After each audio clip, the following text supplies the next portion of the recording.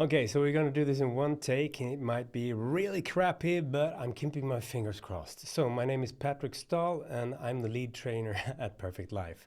I'm going to explain one of my favorite models. It's by Klaus Janssen, and it's called the Four Rooms of Change. Sometimes, if you Google it, you'll find references to the Change House, which was originally a competitor, but then they settled. Anyhow, this is a fantastic model. It's about change. It's about how people respond in change. You can use it very easily alone, or you can use it with your team. And also, it's super simple because it has like one main leadership strategy in each of these four rooms. So I took the liberty of just drawing this up. There it is. It has the room of inspiration. It has a room of contentment, denial, and confusion. Those are the four rooms. So whenever you suggest something, when you plop an idea into your team or to your friends, this works at work and at home. If you suggest something, then some people will be in the room of inspiration around that project, process, or product or service or suggestion. Some people will be really inspired. They will have energy all over the place. They will brainstorm the shit out of every moment, and they will say, this is fantastic. What else can we do? Now, in the room of inspiration, not much happens. What you have to do, your only leadership strategy, is to provide the people with liberating constraints. Liberating constraints means that you give them something to create a boundary with. So for example, if someone says, I got 10 fantastic ideas about this new assignment, then you say, brilliant. Which two ones do you think have the best, possibility of success? And they will go, oh, yeah, let me come back to you with that tomorrow. Because they will not be disappointed that you're actually steering them in a direction. So that's the thing. You have to help them get through this gate, the door of compromise. And that gate means that you have to give them something to relate to. So if they say, I have 15 fantastic proposals, then you can say, which two have the most, possibility of success, or which two are the cheapest ones, or which two can you get to proof of concept fastest with? What can you do with all these ideas if I gave you 5,000 euros and 2 months? What could you present? So you give them liberating constraints so that they will walk into the room of contentment. In the room of contentment, surprise, people feel content. They feel safe. They like things, which means that they're not that open to change. If you think about it, in the room of inspiration, it's also as if you have met someone of your life and you're thinking, this is the one. This is the one. Now, in that moment, time flies by. When you're in the room of inspiration, you say, oh, we could go to Dublin, we can go to Barcelona, we can go to, and we should definitely go there, and we should go there. And you feel good about it, but nothing really happens until you step through the door of compromise, meaning that you pick one and you say, okay, let's start with Barcelona. You will not walk around in Barcelona and think, we should have gone to Dublin instead. Because you're happy there, you're satisfied, you're content. And in the room of contentment, it means that your needs are fulfilled. Now, if you lead people who are content, there is a small risk that they become fat cats. Fat cats is not a good thing. Fat cat means that they say, nah, we don't need to change, we don't need to improve, we got the best product in the market, Yeah, screw the competitors, we're the benchmark, we're the gold standard. Now, a lot of companies who've been content for too long. And what happens is that they slip down into that third room, the room of denial. But before they do that, because that's usually subconscious if you think about it, if you're in denial, you don't know that you're in denial. You don't go into a product brainstorming meeting and say, actually, I'm in denial about the sustainability of our product, so I'm not going to brainstorm here. No. If you're in denial, you don't know about it. But first, your only leadership strategy when you are in this room, the room of contentment. Sorry about that. Too many cameras here. In the room of contentment, you are content. And if you're a fat cat, your only leadership strategy is to constantly benchmark. is to constantly ask for a better next level. If you say, we have to become the best in Germany on this, and when they say, we are now the best in Germany, then you say, fantastic. What are the actions we need to take today to secure that we are still best in Germany 3 years from now? Or what are the actions we need to take, not resting on our laurels, not being content here? What are the actions we need to take to make sure that we are best in Europe? Or when we're best in Europe, in the world? So always upping the ante. That's what people need if they're in the room of contentment. But even if you rig things perfectly so that you have the optimized organization with a fantastic product, things happen in the outside world. There can be wars that mess up your logistics and cause massive human suffering. There can be an inflation rate that goes haywire. There can be new inventions, a new material, a new product, a new competitor. And you have to deal with that. If you are saying, no, things are fine. Yeah, I can't see any competitors here. Now that can go on for 2 minutes or 2 years. Which do you think costs you most money and time? 2 years, of course. So your goal is to constantly challenge people in the room of contentment. Constantly asking for more, upping the ante, challenging more, so people don't become fat cats when they slip down, because they will do that. In the room of denial. When they are in the room of denial, it's not a fun place to be. Nobody likes being in denial. Not with your company, not with your team, not with your relationship. But if you're in the room of denial, you're by definition, you're not accepting the truth, confronting the brutal truth. Now, every main management theory around has that element of confronting the brutal truth or confronting the truth. And when you're not willing to do that, when you're saying that, no, it's, I know that we had a crappy Q1, but, quarter two, it looks promising. Yeah, just wait. This will be fantastic. And then when you are presenting the result for Q2, you're saying, okay, so this was not a dip, as we call it. This is something we call a double dip, which is being strengthened by the bad prospects of Central Europe at the moment. But we're really positive about Q3 and Q4. We think things will pick up then. And that thing about our competitors using that new production facility, well, we already invested 1 billion in this magnificent old brown coal battery factory. So we're really positive about that being the future. Now, when you're in the room of denial, you make up excuses. You point blame at someone else. If the people in marketing did their shit, then we, at sales, we'd be able to sell these products. And marketing says, well, with this tiny budget that the jerks over at CFO, at finance, if they only gave us more money, then we would be golden. Yeah. And then people on finance says, well, it's very difficult for us to do anything meaningful with, the result from the crappy sales. And you point blame. And you make up excuses. And I promise you, there are people telling the truth. Maybe that it's the new trainee who walks in and says, whoa, I may not be an expert here, and I know I'm the super new person, but that doesn't look like it's going to work, and none of my friends would ever be interested in that color.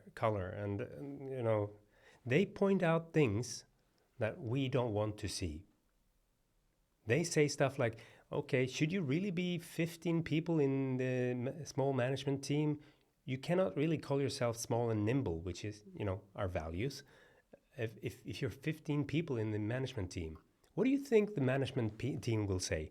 They will probably, if they're white middle-aged men, they will say, kiddo, you're the trainee, right? That's cute. Okay. So how long have you been in this business? It's like 2 weeks? Okay. I've been doing this for 2 decades. So I'm telling you that there are things that need to be in a certain way to be effective in the long run. This These past 16 years is just a temporary slump. But hey, don't lose your enthusiasm. I like it. Speak up. Yeah, good. Now go away. Those are master suppression techniques, and they are so proliferating in the room of denial, which is why we need to get out of the room of denial. Now, how do you do this? Well, people make a rookie mistake. They try to argue. They come to the people who are in the room of denial who says, I don't understand why we need a new IT system. This old IT system was brilliant when we made it in the 1970s. I really don't see a reason why we should go internet-y all of a sudden. Or AI or whatever. This pandemic will blow past. I mean, really. This pandemic, I give it 2 months. Yeah, 2 months and then it will pass. Yeah, it's like a flu, regular flu. Yeah. So those who said that in the beginning of the pandemic, let this take 2 months and then we're back to normal, do you think they had a disadvantage to the companies who said, we don't know how long this is going to last, so let's pivot and have plan B, C, and D ready for if this really hits really hits the fan and becomes multi-annual? So the room of denial, the only thing you can do is to serve up facts and then stand next to them, shoulder to shoulder, and say, I'm here if you want to talk. But 12% of our competitors are now using this new material in their production lines. Now, people in the room of denial, they want to debate, which means that they have to have hard facts, hard data, so that they can convince themselves, because you cannot pull them out of it. You cannot pull someone out of the room of denial. Some people will never have enough facts or data to move themselves, and you cannot move them, which means that sometimes the people who are in the room of denial are in a dungeon of denial. And if they can't get out of there, your job is not to keep letting them have all your energy and focus. Sometimes you need a long-term solution or short-term to get rid of the people who are in the room of denial. Because I promise you, the hardcore fanatics who said that I'm not going to use this email thing, eventually they were outdated dinosaurs. And you can probably identify a few things that right now you have to get on board with. People have to get on board with, you have to get on board with, in order to be competitive. So it's a difficult room, because you don't want to say that, oh shit, I've been in denial about this for 3 years. Everyone else got a 3-year head start now. That's why it's so difficult. But eventually you have to walk through that door to the final room. And that door is called the door of breakup. Break out or break up. You break up with an old idea. You break out of an old mindset. You have to give up on some stuff, and you have to confront that brutal truth. And that's when you enter into the room of confusion. The room of confusion, if you're a leader, your only job is to serve up ways for people to talk. Because when people are confused, they need to talk about it. It's not enough that you sent the memo out. You have to follow that memo up with a questionnaire or maybe a survey. You have to have a town hall and have a Q&A after the town hall. And the next day, you have to maybe have another town hall on the same topic. And then you still will be stopped by people in the corridor who say, so, what does this really mean? And that's not the time for you to go, oh, Jesus, I sent out the memo and then I had the town hall with the Q&A. Where was the questions yesterday? This is the exact same question that I answered yesterday. No, your job is to create areas for people to talk, to discuss. What is this change? What does it mean? What are the consequences? What are the difficult things? What are the challenges? What are the hopeful things? What are the interesting opportunities?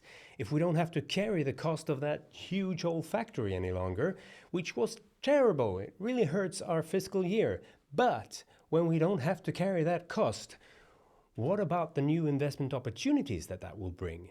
if I don't have to do this, which I love, is there anything else that I love?